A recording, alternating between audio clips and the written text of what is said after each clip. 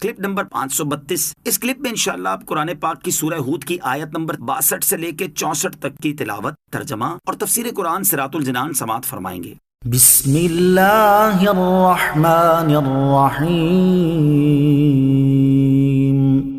ترجمہ، اللہ کے نام سے شروع جو نہایت مہربان رحمت والا ہے۔ قالوا يا صالح قد كنت فينا مرجوا قبل هذا أتنهانا أن نعبد ما يعبد آباؤنا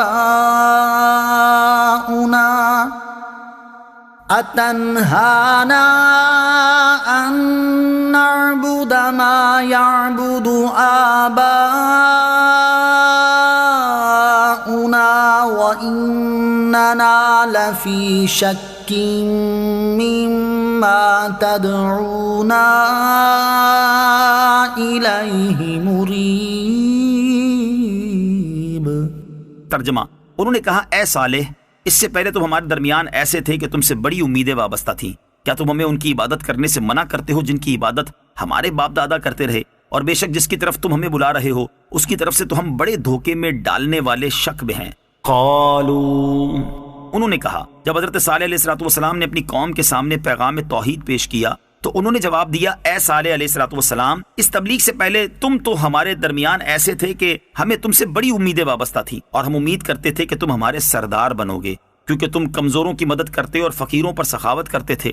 لیکن جب تم نے توحید کی دعوت دی اور بتوں کی برائیاں بیان کی تو قوم کی امیدیں تم سے ختم ہو گئی۔ ان لوگوں نے مزید یہ کہا کہ کیا تم ہمیں ان بتوں کی عبادت کرنے سے منع کرتے ہو جن کی عبادت ہمارے باپ دادا کرتے رہے؟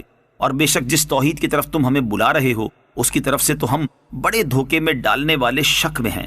قال يا قوم أرأيتم إن كنت على بينة من ربي وآتاني منه رحمة فمن ينصرني من الله إن عصيته فما تزيدونني غير تخسير۔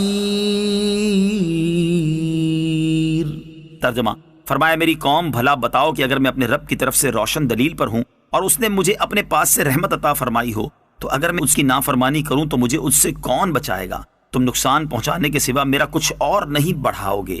قال یا قوم، فرمایا اے میری قوم۔ حضرت صالح علیہ السلام نے اپنی قوم کو جواب دیتے ہوئے فرمایا، اے میری قوم، مجھے بتاؤ کہ اگر میں اپنے رب عز و جل کی طرف سے روشن دلیل پر اور منصب نبوت پر فائز ہوں، اس کے باوجود میں بالفرض تمہاری پیروی کروں اور اللہ عز و جل کی نافرمانی کروں تو اللہ عز و جل کے عذاب سے مجھے کوئی نہیں بچا سکتا، اور اس طرح میں نقصان اٹھانے والا اور جو منصب اللہ تعالیٰ نے مجھے عطا کیا میں اسے ضائع کرنے والا ہو جاؤں گا۔ کیا تم نے کبھی دیکھا ہے کہ کسی نبی علیہ السلام نے کفر کیا ہو؟ تمہاری بات ماننا خسارے میں پڑنے کے سوا کچھ نہیں۔ وَيَا قَوْمِ هَذِهِ نَاقَةُ اللَّهِ لَكُمْ آيَةً فَذَرُوهَا تَأْكُلْ فِي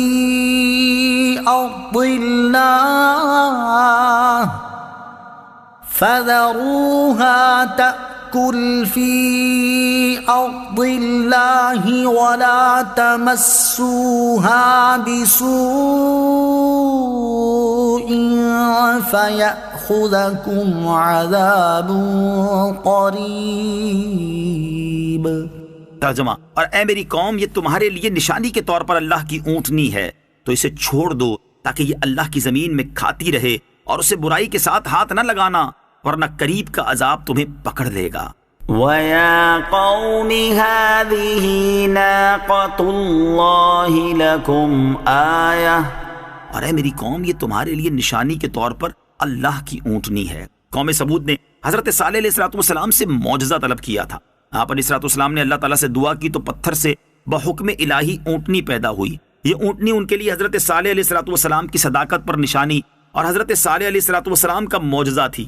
اس آیت میں اس اونٹنی کے متعلق احکام ارشاد فرمائے گئے کہ اسے زمین میں چرنے دو اور کوئی تکلیف نہ پہنچاؤ ورنہ دنیا ہی میں گرفتار عذاب ہو جاؤ گے اور مہلت نہ پاؤ گے۔ نوٹ، حضرت صالح علیہ السلام کی اونٹنی کا بیان سورہ اعراف آیت نمبر 73 میں گزر چکا ہے۔